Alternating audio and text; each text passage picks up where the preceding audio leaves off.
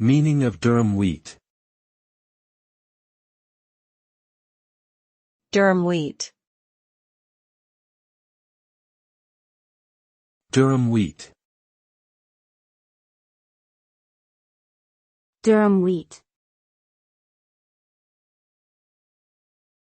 Durum wheat.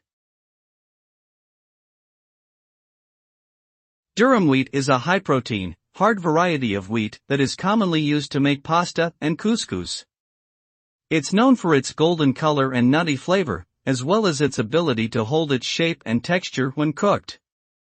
This makes it ideal for making pasta, which requires dough that can be rolled out and cut into various shapes without falling apart. Durum wheat is also used to make bulgur, a popular grain in Middle Eastern cuisine.